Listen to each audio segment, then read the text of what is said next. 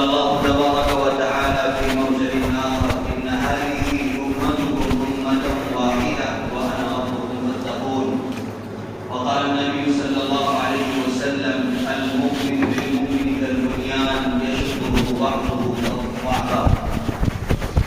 وقال النبي صلى الله عليه وسلم مثل المؤمنين في توادهم وتراحمهم وتعاطفهم كمثل الجسد الواحد إذا اشتكى منه عضو تداعى له سائر الجسد بالسهر والحمى أو كما قال عليه الصلاة والسلام. صدق الله العظيم وصدق رسوله النبي الكريم ونحن على ذلك لمن الشاهدين والشاكرين والحمد لله رب العالمين. عزیزان محترم، بزرگوں اور میرے عزیز دینی ایمانی بھائیوں، اللہ رب العزت نے اس امت کو ایک امت بنایا ہے. اسی طرح اس امت کا ایک ہی پالنہار ہے، ایک ہی پروردگار ہے. اسی طرح اس امت کے لیے زندگی گزارنے کا جو دستور ہے جس کو ہم قرآن کریم کہتے ہیں وہ ایک ہی ہے. لہذا امت جب بھی اس عمل پر کاربند رہی وہ اپنے ایک ہونے کو اور اپنے خدا کے ایک ہونے کو اور نبی کے ایک ہونے کو اور قرآن کے دستور حیات کو ایک ہونے کو مانتی رہی، تسلیم کرتی رہی. دنیا میں اس نے ترقی کی، دنیا میں اس نے عروج پایا اور وہ آپس میں ایسے مضبوط ایسے مربوط رہے جیسے تسبیح کے دانے آپس میں مضبوط اور مربوط رہتے ہیں. جب کبھی بھی اس رشتے کے اندر کسی طرح کی کمزوری آئی، نفسانی خواہشات، انا پرستی، تو ظاہر سی بات ہے تسبیح کے دانے بکھر گئے. اور تسبیح کے دانے جب بکھرتے ہیں تو ان کو یکجا کرنا اور ان کو ایک ساتھ جوڑ لینا اور جمع کرنا بہت دشوار ہو جاتا ہے. ایک بات اچھی طرح ہمیں بھی سمجھ لینا چاہیے کہ باطل طاقتیں یہی چاہتی ہے کہ امت ایک نہ ہو. امت ہمیشہ خلفشار، انتشار، تنازعات، تفرقہ بازی کا شکار ہوتی رہے. وہ کبھی بھی آپ کو ایک نہیں دیکھنا چاہتا ہے، اس لیے کہ امت مسلمہ کا ایک ہونا اور امت مسلمہ کا متحد ہونا اس کے طاقتور ہونے کی علامت ہے. اور باطل یہ چاہتا ہی نہیں ہے کہ امت ایک ہو، امت طاقتور ہو، امت کو عروج ملے، اس کو قوت ملے، وہ مضبوط ہو، یہ چاہتا ہی نہیں ہے. لہذا اللہ کے نبی صلی اللہ علیہ وسلم مدینہ المنورہ میں جس وقت ہجرت کر کے تشریف لے آئے، اس وقت مدینے کے دو سب سے بڑے قبیلے اوس و خزرج تقریباً 100 سال کا ایسا عرصہ گزرا ہے کہ دونوں کے درمیان زبردست قبائلی جنگیں چلی ہیں. اس اثنا کے اندر کئی افراد جاں بحق ہوئے ہیں، کئی لوگوں کی جانیں لی گئی ہے، خون بہا گیا ہے. لیکن اللہ کے نبی صلی اللہ علیہ وسلم نے کلمہ توحید کی بنیاد پر اوس و خزرج کے قبائل کو ایک کر دیا، ان کو کلمہ توحید کے جھنڈے تلے لے جا کر جمع کر دیا. لیکن باطل یہ کب برداشت کر سکتا تھا؟ اس لیے کہ مدینہ المنورہ کے اندر یہودی قبائل بھی آباد تھے، مشرکین بھی آباد تھے اور منافقین کا بھی ایک ٹولہ تھا. وہ یہ چاہتے نہیں تھے کہ مسلمان ایک ہو. جب انہوں نے دیکھا کہ اوس و خزرج کی جو قبیلے ہیں جو ایک دور میں بڑے جنگجو رہے، ایک دوسرے کے خون کے پیاسے رہے، ایک دوسرے کا خون چوستے رہے، قبائلی جنگیں ان کے درمیان چلی، لیکن یہ محمد نامی شخص دنیا کے اندر آیا اور اس نے ایک کلمے کے نیچے سب کو جمع کر دیا. ظاہر سی بات ہے وہ آواز برداشت نہیں کر سکتے تھے. لہذا شمال بن قیس ایک یہودی تھا، اس نے ایک شخص کو تیار کیا اور کہا کہ جب بھی اوس و خزرج کے قبیلے ایک ساتھ بیٹھے اور آپس میں میل محبت کی بات ہونے لگے اور آپس میں اخوت، ہمدردی اور بھائی چارگی کی بات ہونے لگے تو جنگ بعاث کا تذکرہ چھوڑ دینا. جنگ بعاث وہ جنگ کہلاتی ہے جو اوس و خزرج کے لمبے سلسلے تک جاری رہی،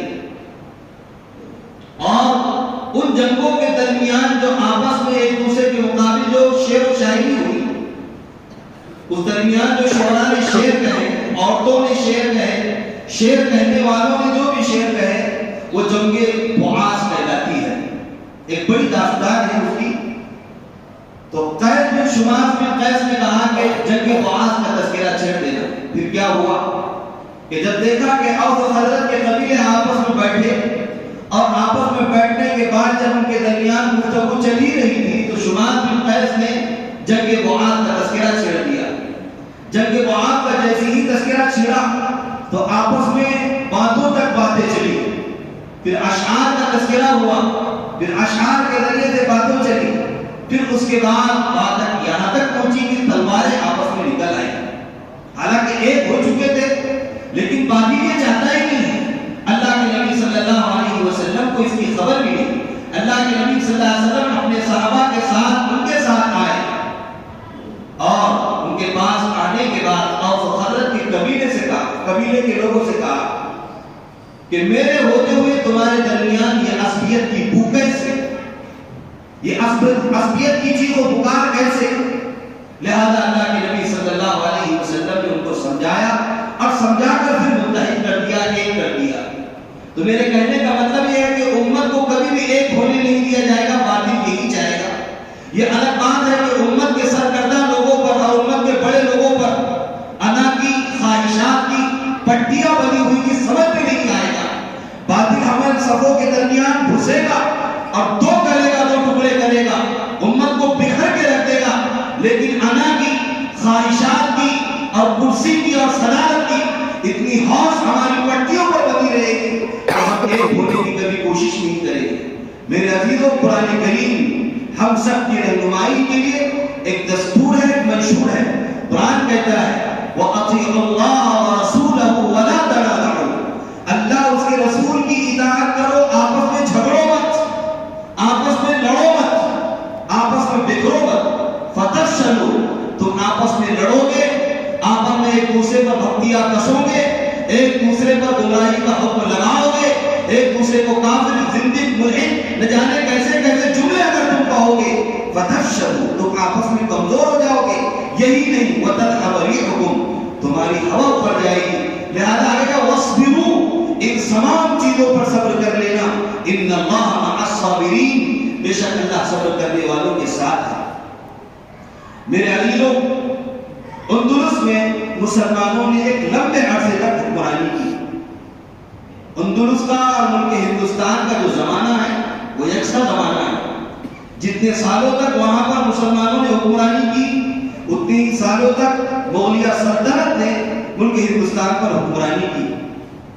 جس دور میں طارق بن زیاد اندلس کو فتح کرنے کے لیے وہاں گئے تھے، انہی تاریخوں کے اندر محمد بن قاسم اس ملک ہندوستان کے اندر آئے تھے۔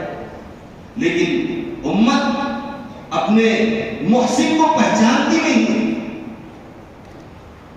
قتیبہ بن مسلم، طارق بن زیاد، موسیٰ بن نصیر، یہ تینوں ایسے جیالے تھے کہ اگر تھوڑا مزید وقت ان کو مل جاتا تو خدا کی قسم آج پوری دنیا کے اندر اسلام ہوتا، آج پوری دنیا کے اندر اسلام کے پھریرے لہراتے۔ لیکن کبھی امت نے اپنے محسن کو پہچانا نہیں۔ امت نے ہمیشہ ان کو محلات کی نظر کر دیا اور محلات کی سازشوں کی نظر کر دیا۔ تو قتیبہ بن مسلم کا تذکرہ بھی زیادہ نہیں ملتا ہے، طارق بن زیاد کا تذکرہ بھی زیادہ نہیں ملتا ہے، اور نہ اس کو بیان کیا جاتا ہے، اور نہ ہی موسیٰ بن نصیر کا تذکرہ زیادہ ملتا ہے۔ میرے عزیزو، کہنے کا مطلب یہ ہے کہ اتنے لمبے عرصے تک مسلمانوں کی وہاں حکمرانی میں مسلمان کلمہ توحید کی بنیاد پر اسپین میں داخل ہوئے تھے، کلمے کے جھنڈے کو لے کر اسپین میں داخل ہوئے تھے، اس کلمے کو لے کر جس کی بنیاد پر اللہ کے نبی صلی اللہ علیہ وسلم نے کہا تھا کلمۃ تقولونها تملكون بها العرب والعجم، ایک ایسا کلمہ جس کو تم کہتے ہو، اس کی بنیاد پر تم عرب اور عجم کے مالک بن جاؤ گے۔ اس کلمہ توحید کی بنیاد پر دین اسلام کے جھنڈے کو لے کر اور دین اسلام کی باتوں کو لے کر وہ اس علاقے کے اندر گئے اور اس علاقے کو انہوں نے فتح کیا۔ 750 سال تک مسلمانوں کے حکمرانی رہی۔ تہذیب و تمدن کے ایسے کارنامے انجام دیے کہ ان کے محلات کو دیکھ کر آج بھی یورپ کے لوگ ڈر جاتے ہیں۔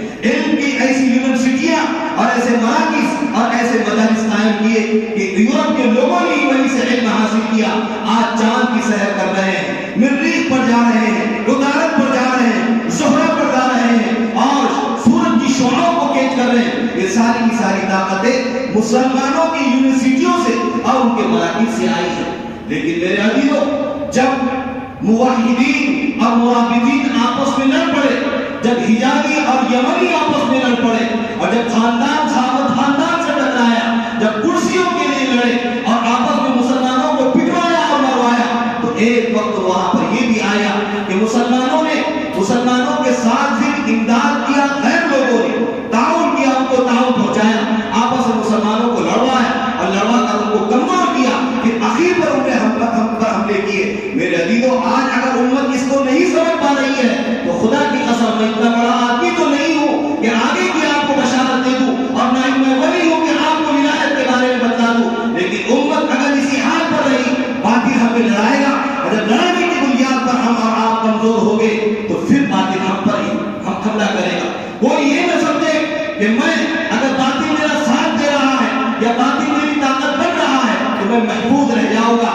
باطل کبھی بھی نہیں چاہتا ہے کہ آپ اس دنیا کے اندر کامیاب ہو کر رہے، طاقتور ہو کر رہے، کبھی بھی باطل یہ نہیں چاہے گا۔ لہذا کیا ہوا؟ لڑائیاں ہوئی آپس کی، خاندان لڑے، خاندانوں نے خاندانوں سے مقابلہ کیا، جس کے نتیجے میں عیسائیوں نے حملہ کر دیا اور پھر مسلمانوں کو باہر نکال کر پھینک دیا۔ آج بھی اسپین جائیے، جا کر دیکھ لیجیے کہ اسپین کا کیا حال ہے۔ کیا وہاں پر ایک بھی مسلمان ہے؟ ایک بھی مسجد ہے جس جگہ 750 سال تک مسلمانوں کی ہو پرانی رہی ہو، قال اللہ قال رسول کی سرائے وہاں پر گزری ہو؟ آپ جا کر دیکھ سکتے ہیں کہ کیا مسلمان ہے؟ مسجد قرطبہ جس کے اندر بیک وقت 80,000 لوگ نماز پڑھتے تھے، چرچ کے اندر تبدیل ہو چکی ہے۔ علامہ اقبال کو یہاں سے بلایا گیا تھا کہ آپ آئیے اسپین میں، لیکن علامہ اقبال نے کہا تھا اس شرط کے اندر ساتھ آؤں گا اسپین میں کہ مجھے مسجد قرطبہ میں اذان دینے کی اجازت ہو۔ کہا کہ تم کو اذان دینے کی اجازت دے دی جائے گی۔ علامہ اقبال تھے کہ اسپین کے سقوط کے بعد سب سے پہلی کسی نے اگر اذان دی ہے مسجد قرطبہ کے اندر تو وہ علامہ اقبال رحمۃ اللہ علیہ تھے۔ میرے عزیز اور مسلمانوں کو نکالا گیا، آخری خلیفہ عبداللہ عامر المنصور جب نکل گیا وہاں سے، اور نکلنے کے بعد ایک پہاڑی کے اوپر چڑھ کر جب اس نے مدینہ الزہرا، ایک ایسا شہر جس میں امراوتی شہر آ سکتا ہے، مسجد قرطبہ، وہاں کے محلات، وہاں کی تہذیب و تمدن کا اس نے نظارہ کیا، اور اس کی آنکھوں سے زار و قطار آنسو بہ نکلے، تو ایک شخص پہاڑ کی اوٹ سے نکل کر بوڑھا اپنی لکڑی ٹیکتے ٹیکتے ہوئے آیا اور کہا یہ دن عبداللہ تم کو دیکھنا تھا، ایک دن عبداللہ تم کو یہ دیکھنا تھا، یہ دن آئے گا، اور مجھے معلوم تھا میرے 4 بیٹوں کو تم نے آپس کی لڑائی کے اندر شہید کروایا۔ یہ جملے تو صحیح، میرے 4 بیٹوں کو جو میرے بڑھاپے کا سہارا تھے، آج جو میں بیساکھی کو ٹیک کر چل رہا ہوں، آج میں نے تمہارے علاقے سے نفرت کر کے پہاڑوں کے اندر میں نے پناہ لے لی ہے، آج میں پہاڑوں کے اندر رہنے پر مجبور ہو گیا ہوں، اور مجھے یقین تھا کہ یہ دن آئے گا، خلیفہ تمہارے آنکھوں میں آنسو ہوگے، لیکن یہ دن قیامت سے کم نہیں ہوگا۔ جب خلیفہ منصور نے اس بوڑھے کی باتیں سنی تو خلیفہ منصور یہی سمجھا، خلیفہ عامر المنصور یہی سمجھا کہ یہی قیامت ہے اور یہی میرے حساب کا دن ہے۔ میرے عزیزو، یہی حال ہوا ہے۔ تو کہنے کا مطلب یہ ہے کہ امت میں آپس میں تفریق اور انتشار، یہ سوائے فتنہ اور فساد کا اور کچھ نہیں ہے۔ میں آپ کو اس طرف لے کر آ رہا ہوں، 2 گروہ اور 2 جماعتیں جب آپس میں لڑتی ہے تو وہ بھی ایک فتنہ ہے، فتنے سے کم نہیں ہے۔ اللہ کے نبی صلی اللہ علیہ وسلم نے صاحب ارشاد فرمایا، اس میں رہنمائی ملے گی آپ کو، آپ غور سے سننا ہماری باتیں۔ اللہ کے نبی صلی اللہ علیہ وسلم نے ارشاد فرمایا، اذا التقى المسلمان، جب 2 گروہ آپس کے مسلمانوں کے لڑ پڑے، جب مسلمانوں کی 2 جماعتیں آپس میں لڑ پڑے، اذا التقى المسلمان بسيفهما، اپنی تلواروں کے ذریعے، فالقاتل والمقتول كلاهما في النار، لڑنے والا قاتل بھی مقتول بھی، جس کو مارا جا رہا ہے، جو لڑ رہے ہیں، دونوں جہنم میں جائیں گے۔ صحابہ کو یہ بات کو بڑا تعجب ہوا کہ اللہ کے نبی صلی اللہ علیہ وسلم، قاتل کی تو بات سمجھ میں آتی ہے کہ قاتل نے قتل کیا ہے، مرڈر کیا ہے، کسی کو مارا ہے، وہ جہنم میں جائے گا، جس کو قتل کیا گیا وہ بھی جہنم میں جائے گا؟ اللہ کے نبی صلی اللہ علیہ وسلم نے کہا کہ ہاں وہ بھی جہنم میں جائے گا، اس لیے کہ وہ بھی اپنے مسلمان بھائی کو قتل کرنے ہی کے ارادے سے نکلا ہے۔ اگر اس کا بس چل جاتا تو اس کو کیا کر دیتا؟ قتل کر دیتا۔ لہذا دونوں جہنم میں جائیں گے۔ ادھر تک میں اپنے الفاظ ہرگز نہیں کہہ رہا ہوں، ادھر تک المسلمان بسیفہما، کہ جب مسلمانوں کی دو جماعتیں آپس میں اپنے تلواروں کے ذریعے لڑ پڑے، فالقاتل والمقتول کلاہما فی النار، دونوں جہنم میں جائیں گے، دونوں جہنم کا ایندھن بنیں گے۔ اب جب دو جماعتیں آپس میں لڑ پڑے تو اللہ کے نبی صلی اللہ علیہ وسلم کے فرمودات کیا ہیں؟ حضرات صحابہ کی طرز زندگی سے ہمیں کیا سبق ملتا ہے؟ اس طرف امت نے آنا چاہیے، اس طرف امت نے دیکھنا چاہیے۔ فتنے کے وقت سب سے پہلا حکم کیا ہے؟ فتنے کی 4 بڑی علامتیں اللہ کے نبی صلی اللہ علیہ وسلم نے ارشاد فرمائی۔ نمبر 1، لوگوں کے اندر مال و محبت کا جذبہ کافرما ہوگا، مال و محبت کی فراوانی ہوگی، اور لوگوں کے دلوں کے اندر مال و محبت اتنی آ جائے گی کہ آخرت کو فراموش کر بیٹھیں گے۔ مال و محبت کا جذبہ، جاہ و منصب کی محبت کا جذبہ۔ نمبر 2، خواہشات نفسانی کی پیروی کرنے لگیں گے۔ نمبر 3، اپنی رائے پر ہر شخص غرور اور گھمنڈ کرے گا، اپنی رائے پر، جو اس کی اپنی رائے ہوگی اس پر غرور کرے گا، اس پر تکبر کرے گا۔ چوتھی بات یہ ہوگی کہ آخرت کے مقابلے میں دنیا کو ترجیح دے گا۔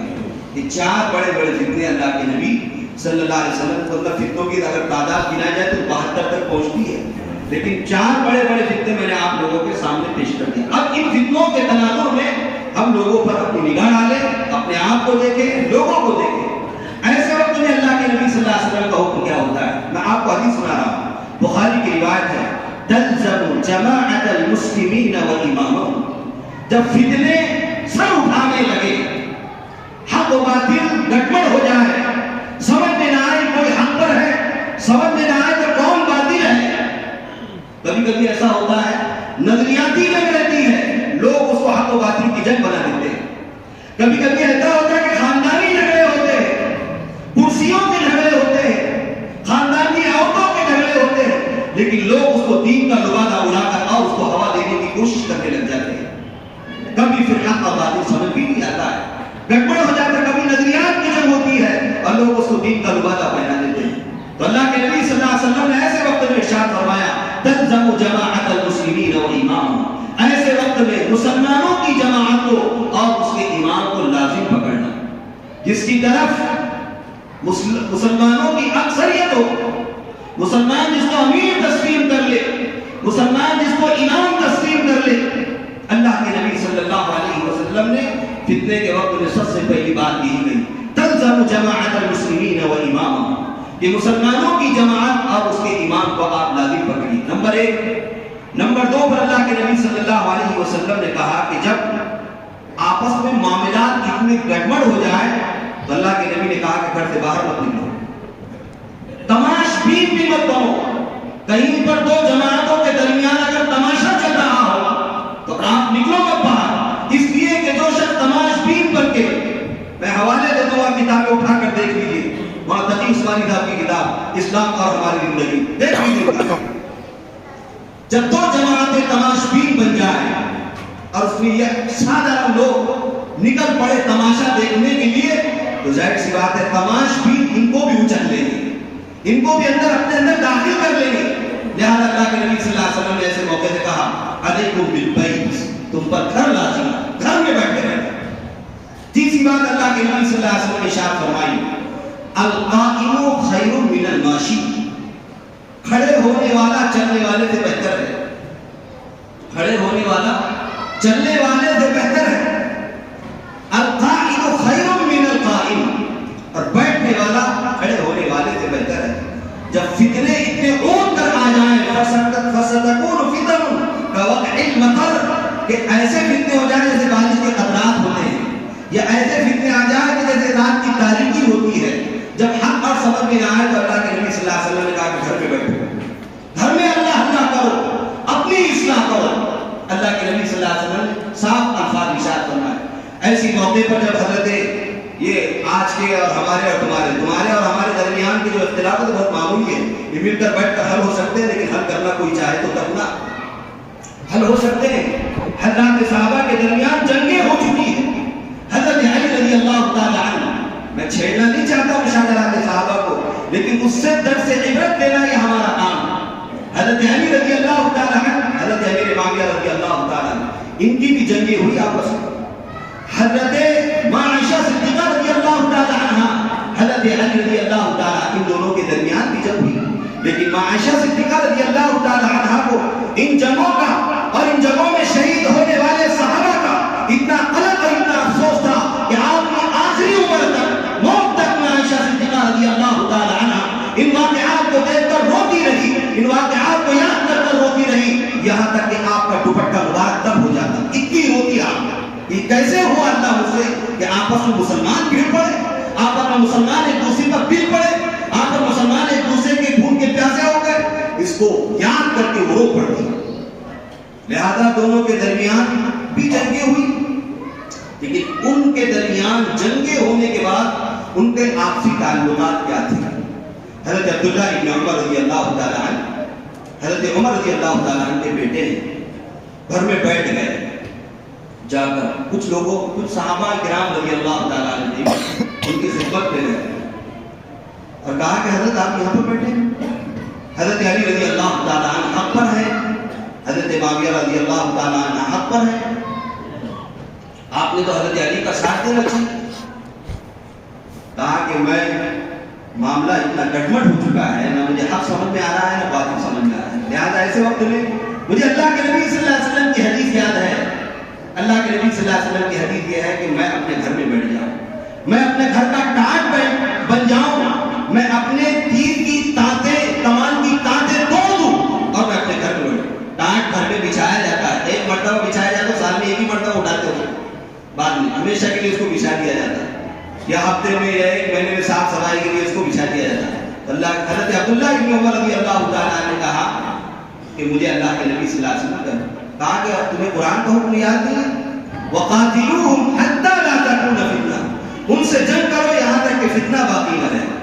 حضرت عبداللہ ابن عمر رضی اللہ تعالیٰ عنہ نے کہا کہ بالکل سچ بات ہے، بالکل حق بات ہے جو تم نے کہی، لیکن حضرت عبداللہ ابن عمر رضی اللہ تعالیٰ عنہ کا جواب سنیے کہ حضرت عبداللہ ابن عمر رضی اللہ تعالیٰ عنہ نے کہا کہ قاتلنا حتی لا تکون فتنہ، ہم نے جنگ کی، ہم لڑے، ہم نے فتنے ختم کیے۔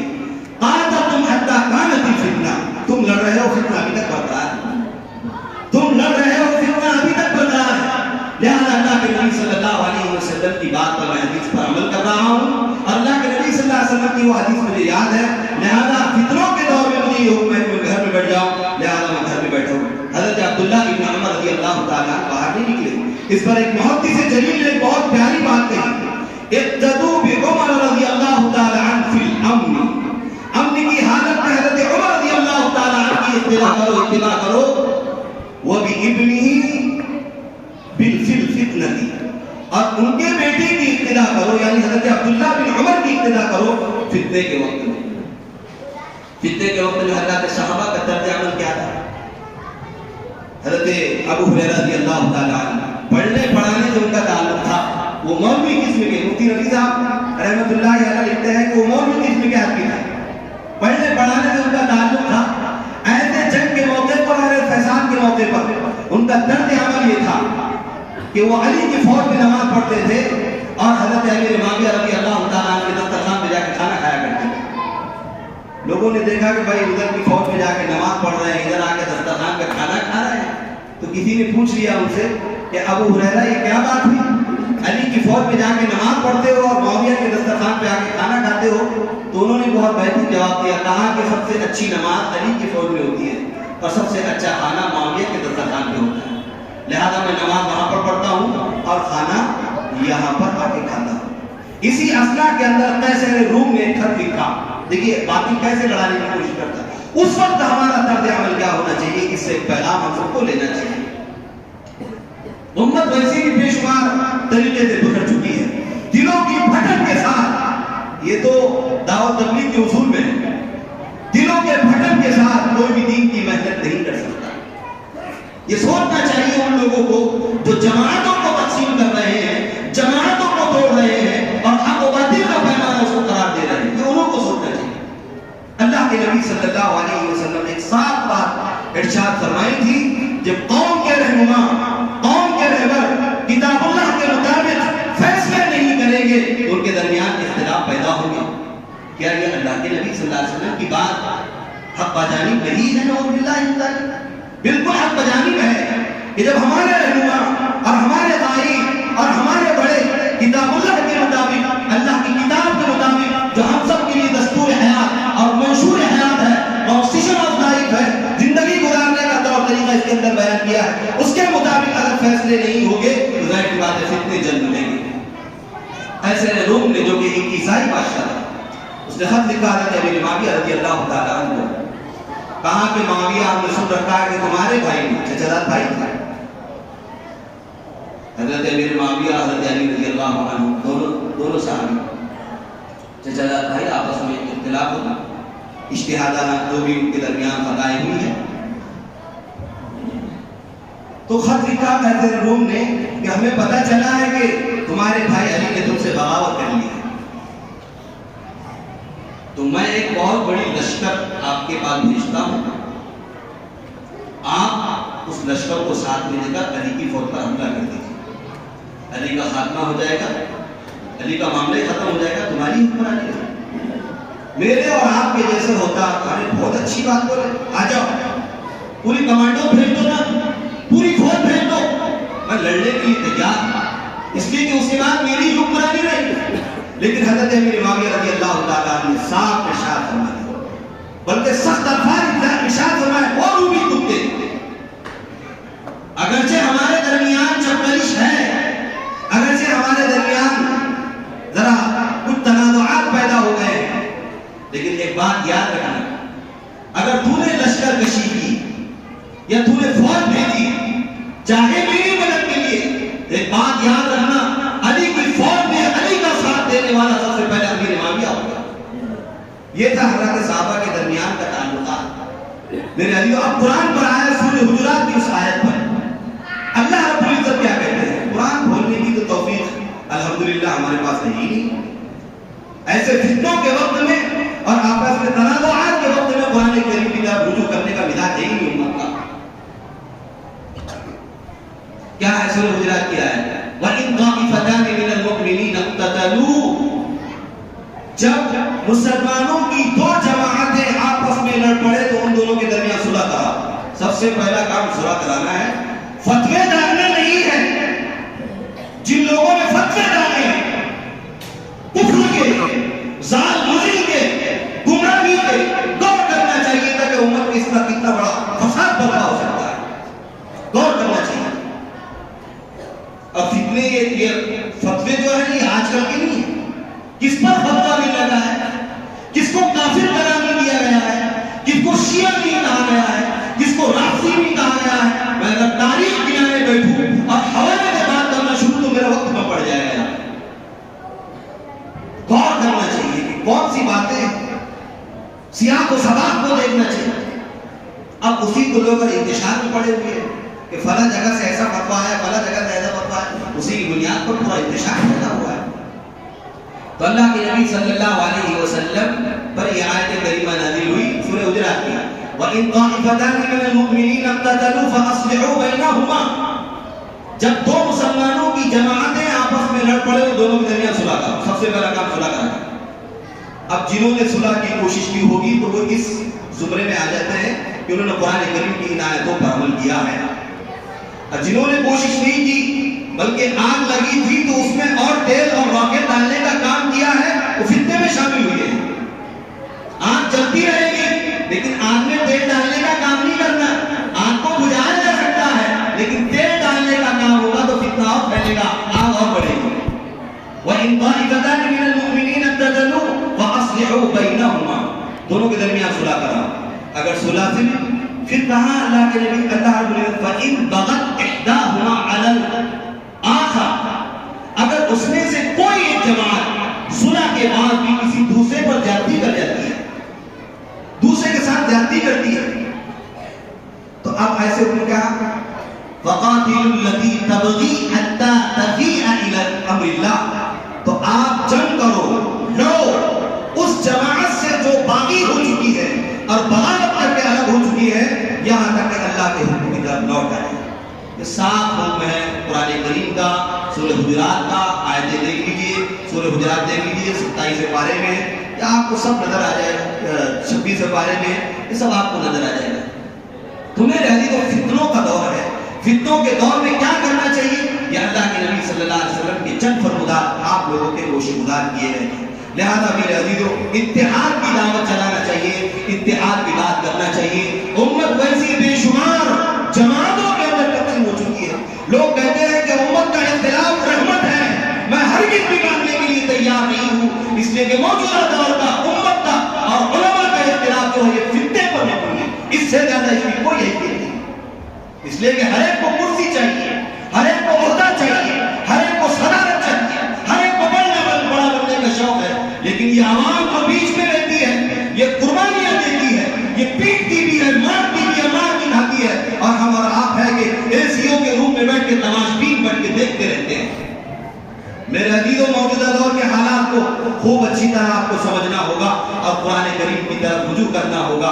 اگر قرآن کریم کی طرف ہم نے اور آپ نے رجوع نہیں کیا، صحابہ کی سیرت کی طرف، صحابہ کی زندگی کی طرف، اللہ کے نبی صلی اللہ علیہ وسلم کی سیرت کی طرف اگر زندگی نہیں کیا، تو چند لوگوں کی باتوں میں آ کر اور چند بڑی بڑی شخصیات کی باتوں میں آ کر ہم نے اپنے آپ کا دنیا کا خسارہ کر بیٹھے گے۔ خسیرت دنیا والآخرہ، دنیا اور آخرت کا خسارہ ہوگا۔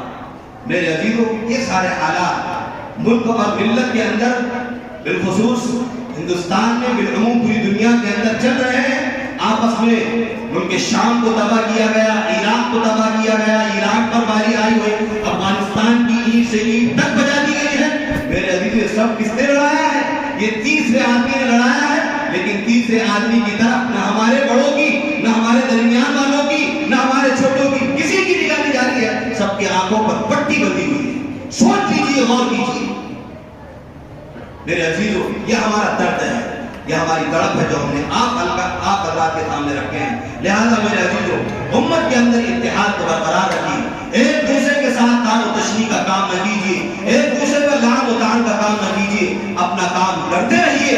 حق اور باطل سمجھ میں نہیں آتا ہے تو گھر میں بیٹھیے، مسجد کے اندر آئیے، نماز پڑھیے، گھر پر جائیے، اللہ تعالیٰ سے دعا کریں گے اللہ تعالیٰ ہم سب کو اس عمل کی توفیق نصیب فرمائے، زندہ اسلام پر موت ایمان پر فرمائے۔ وآخر دعوانا